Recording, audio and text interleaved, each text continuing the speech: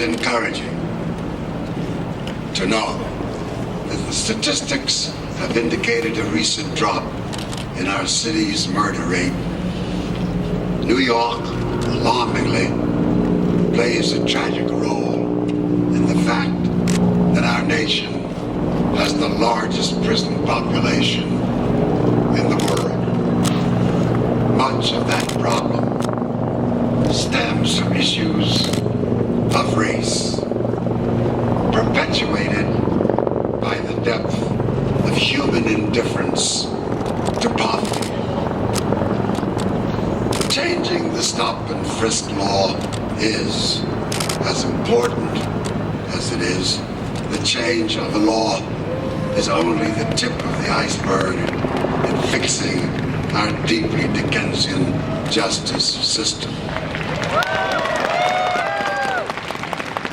Mayor de Blasio has been overwhelmingly mandated to make many who for much too long danced with despair believe again that the American dream is attainable.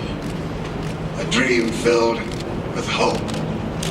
A dream filled with opportunity and justice.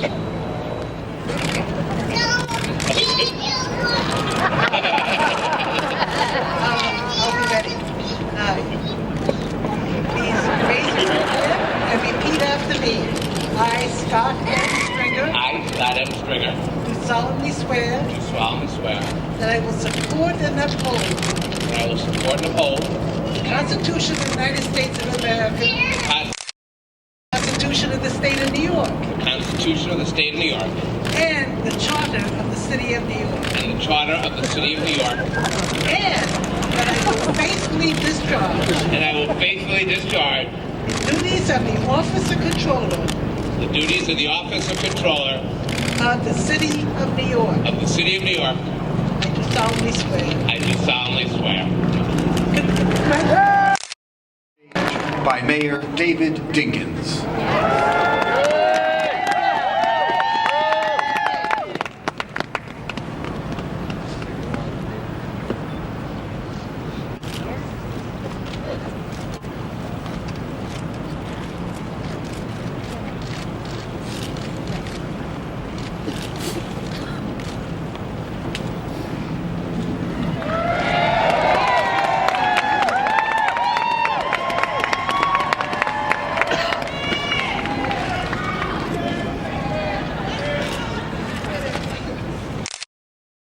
As I discharge my duty, I want to express appreciation to the Honorable David Dinkins, the first mayor of African American descent who served the city with dedication.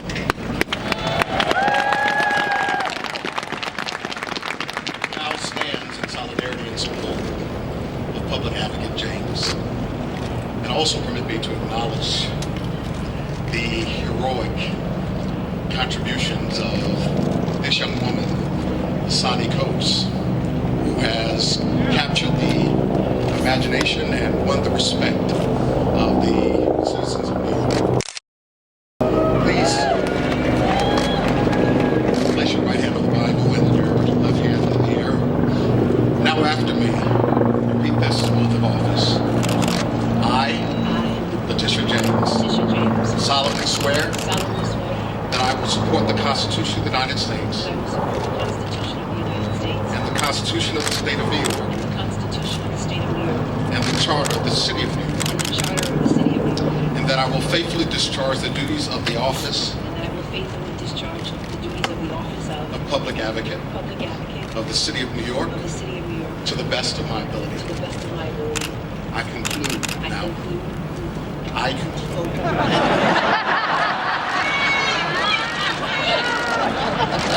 By charging you to be where you're supposed to be, when you're supposed to be there, to do what the citizens of New York elected you to do, and to speak courageously and clearly truth to the powerful, and acknowledge and attend the voice of the disenfranchised and dispossessed, whose voices must be respected and responded to. Now, Public Advocate James, go make a difference so that when you leave office, people will say that you left them better off than when you found them.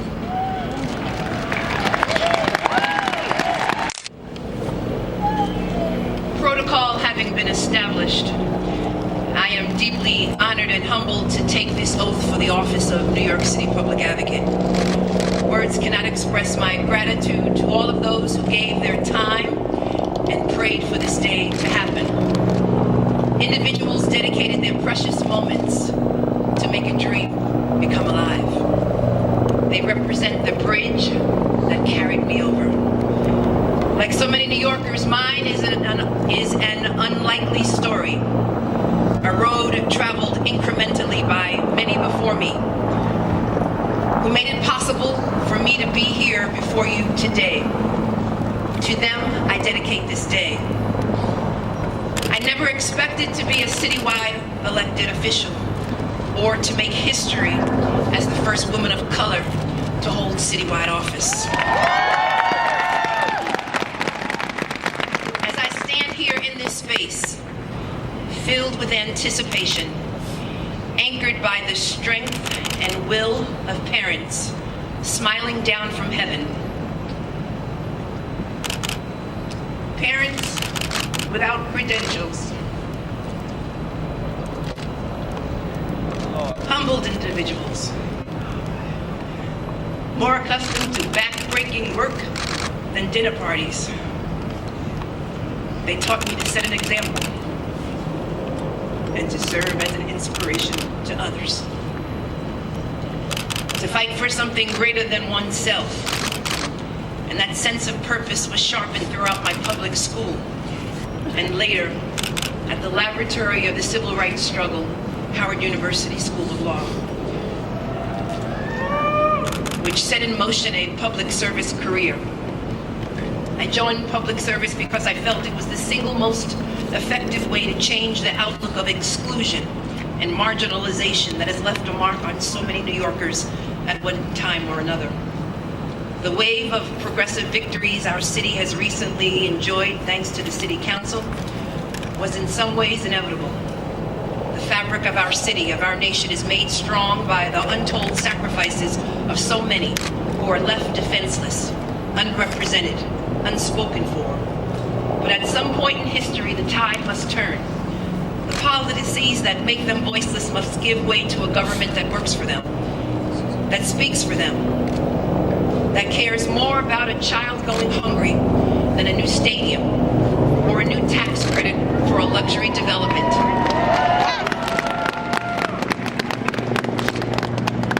To live up to that challenge and to be morally centered in our decisions is the task before those of us who think of ourselves as the progressive wing of our city. Even as the tide turns towards progress, we do not have the luxury to rest. You see, the growing gap between the haves and the have-nots undermines our city and tears at the fabric of our democracy. We live in a gilded age of inequality, where decrepit homeless shelters and housing developments stand in the neglected shadow of gleaming multi-million-dollar condos, where long-term residents are being priced out of their own neighborhoods by rising rents and stagnant incomes, where stop and frisk abuses and warrantless surveillance have been touted as success stories, as if crime can only be reduced by infringing on the civil liberties of people of color. Where what should be the race to the bottom for high quality education has turned into a race to the bottom for standardized test scores. And where hospital closures serve as an existential threat to the health of our community, and library privatization moves are little more than land grabs for more luxury condos. Most disturbingly, we live in a city where a New York City worker can work full-time and still need food stamps to feed her family. Where more and more jobs pay lower and lower wages until we find ourselves in a place where half of all New Yorkers are living at or near the poverty line. You see, I've heard the stories from fast food workers who are working not one, but 2 or 3 jobs and helplessly sinking into the poverty abyss Over the past year of campaigning and organizing, I have met with individuals who have made a science out of stretching a paltry $7.25 an hour. An act of magic, I call it, while trying to survive in one of the most expensive cities in the world. I have joined them at their walkouts and pickets and seen in their eyes the constant fear of losing their last economic lifelines. But in those eyes, I've also seen hope, enduring hope, the eternal optimism, the light in their eye. And it's that same light that I saw today in Dasani's eyes. Dasani, please join me.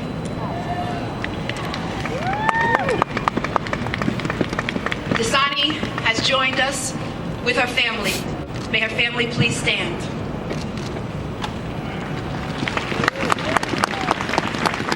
This is the Dasani Coates. You see, you all read about her in the New York Times. And this is my new BFF. And so together, in the face of seemingly endless recession and an unsparing economic system, working people in our city don't give up. Their spirits have not been broken. New Yorkers get up each day and fight, and when they're knocked down, they get up again and they fight some more. This is the spirit of our city. This is the tenacity it will take for our government to strike a blow against inequality and injustice and make our city work for working people again. It's why those of us taking the oath of office today were elected to serve, because with each ending comes a new beginning. Though we recognize the challenges I laid out, we must also capitalize on the unique opportunities only a city as amazing as New York City can offer. We still have one of the most diverse and talented workforces in the world. New industries continue to arrive and thrive in New York, and our city remains the unquestioned hub of creativity, commerce, and human advancement in our region, and maybe the world. These challenges and opportunities can only be met effectively if we work together.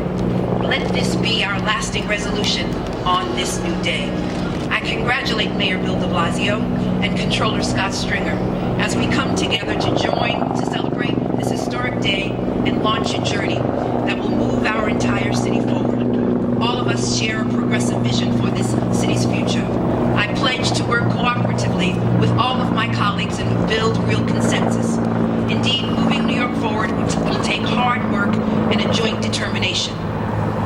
Of course, if working people aren't getting their fair share, if our government isn't securing the reforms New Yorkers were promised, you better believe Dasani and I will stand up. That all of us will stand up and call out anyone and anything that stands in the way of our progress. Elections are never the culmination of creating change, but simply a first step. New Yorkers should judge their government by whether we make improvements in the education system our children rely upon, whether we improve healthcare access for our patients, whether we help create jobs that pay more than the minimum wage, whether we make our city one that is safer even as we respect the civil rights of all New Yorkers, and whether we focus on building on more sports arenas or affordable housing. Above all, our government must maintain an unflinching focus on the spirit of these benchmarks. So today we celebrate and get to work to fulfill the promises we have made to New Yorkers, motivated by the challenges before us and inspired by the greatness of our cause. I thank you for your trust, and I am more determined than ever to roll up my sleeves and seize the opportunities presented by the dawn of a new day. One city, together. God bless you, and God bless our great city. The 42nd President of the United States.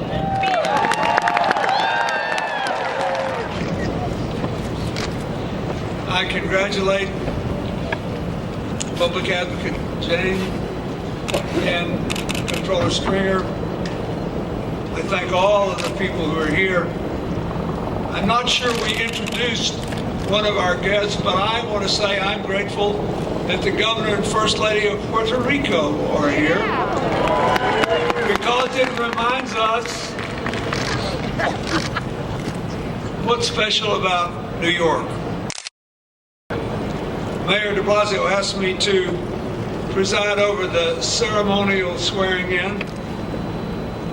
As the 109th mayor of New York, he has a job that is older than our republic itself.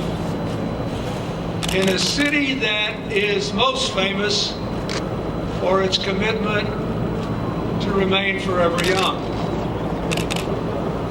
It is no accident that somebody somewhere along the line decided that cold or not, a new beginning should always be made in the new year.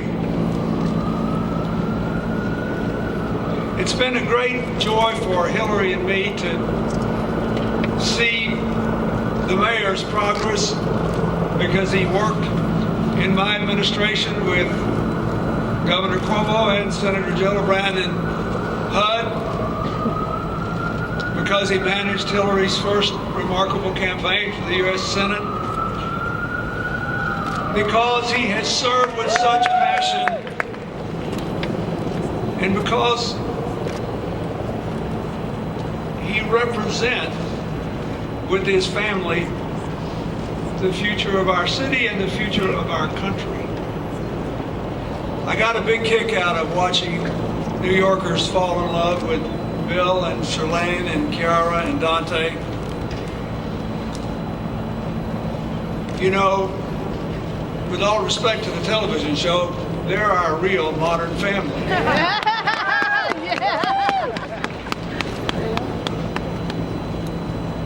I also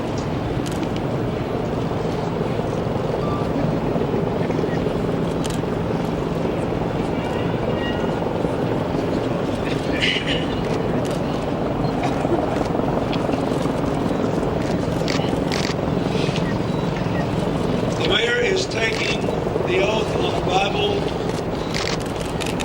once used by President Franklin Roosevelt. It is altogether appropriate that he should do. Please raise your name and repeat after me. I, Bill de Blasio, I, Bill de Blasio, do solemnly swear do solemnly swear that I will support the Constitution of the United States, that I will support the Constitution of the United States, the Constitution of the State of New York, the Constitution of the State of New York, the Charter of the City of New York, and the Charter of the City of New York, that I will faithfully discharge and that I will faithfully discharge the duties of the office of Mayor of the City of New York, the duties of the office of the Mayor of the City of New York, according to the best of my ability. according to the best of my ability. So help me God. So help me God. Thank you, my fellow New Yorkers, my brothers and sisters, for joining Charlene, Kiara, Dante, and me on this chilly winter morning. And we thank you for your fortitude.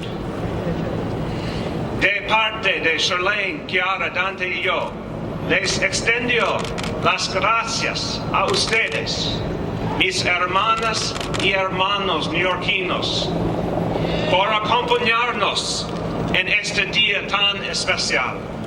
Gracias. Like it is for so many of you, my family is my rock. Their wisdom, their compassion, and sense of humor make each day a gift to cherish. But what makes today so special isn't just my family, but our larger New York family. Yes, I'm borrowing from Governor Cuomo. Our family of New York. We see what binds all New Yorkers together. And understanding that big dreams are not a luxury reserved for the privileged few, but the animating force behind every community in every borough. The spark that ignites our unwavering resolve to do everything possible to ensure that every girl and boy, no matter what language they speak, what subway line they ride, what neighborhood they call home, that every child has the chance to succeed. We recognize the government's first duties, our city government's first responsibilities, to keep our neighborhoods safe, to keep our streets clean, to ensure that those who live here and those who visit can get where they need to go in every borough. but we know that our mission reaches deeper. We are called to put an end to economic and social inequalities that threaten to unravel the city we love.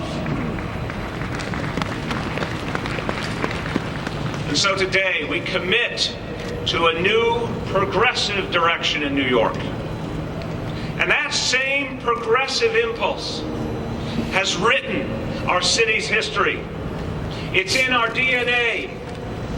Nearly a century ago, it was Al Smith who waged war on unsafe working conditions and child labor. It was Franklin Roosevelt and Francis Perkins who led the charge for the basic bargain of unemployment insurance and the minimum wage.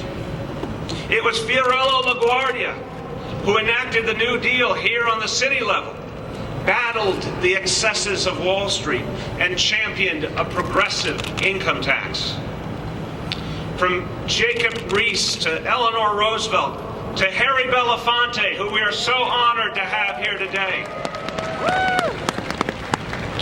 It was New Yorkers who challenged the status quo, who blazed a trail of progressive reform and political action, who took on the elite, who stood up to say that social and economic justice will start here and will start now.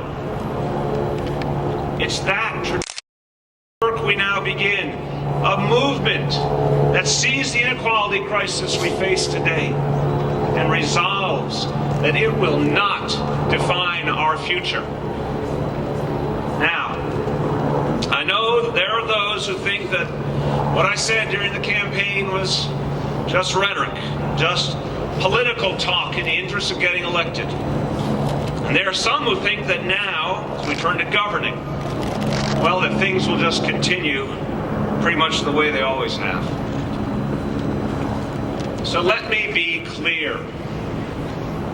When I said I would take dead aim at the tale of two cities, I meant it.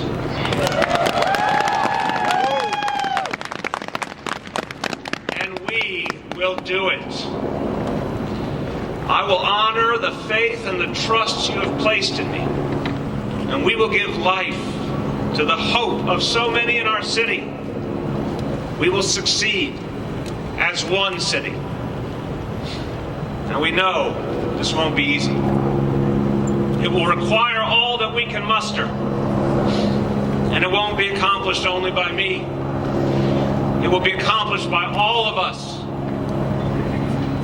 Those of us here today, and millions of everyday New Yorkers in every corner of our city.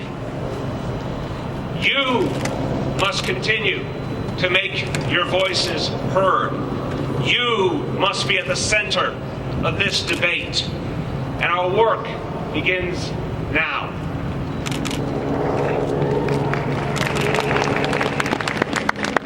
We will expand the paid sick leave law, because no one should be forced to lose a day's pay or even a week's pay simply because illness strikes. And by this time next year, fully 300,000 additional New Yorkers will be protected by that law. We won't wait. We'll do it now. We will require big developers to build more affordable housing. We will fight to stem the tide of hospital closures. And we'll expand community health centers into neighborhoods in need, so that New Yorkers see our city not as the exclusive domain of the 1%, but a place where everyday people can afford to live, work, and raise a family. We won't wait. We'll do it now.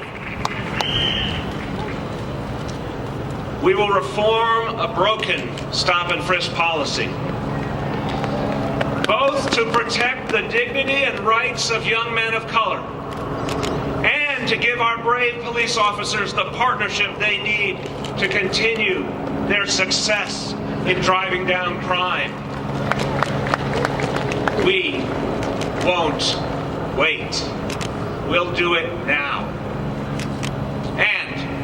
we will ask the very wealthy to pay a little more in taxes so that we can offer full-day universal pre-K for every child in this city, and after-school programs for every middle school child. And when we say a little more, we can rightly emphasize the little. Those earning between $500,000 and $1 million a year, for instance, would see their taxes increase by an average of challenge this daunting. We need a dramatic new approach, rebuilding our communities from the bottom up, from the neighborhoods up. And just like before, the world will watch us as we succeed. We will remember what makes New York, New York. A city that fights injustice and inequality, not just because it honors our values, but because it strengthens our people. A city of 5 boroughs, all created equal. Black, white, Latino, Asian, gay, straight, old, young, rich, middle class, and poor. A city that remembers our responsibility to each other. Our common cause is to leave no New Yorker behind. That's the city that you and I believe in. It's the city to which my grandparents were welcomed from the hills of southern Italy. The city in which I was born, where I met the love of my life, where Chiara and Dante were raised. It's a place that celebrates a very simple notion that no matter what your story is, this is your city. Our strength is derived from you. Working together, we will make this one city.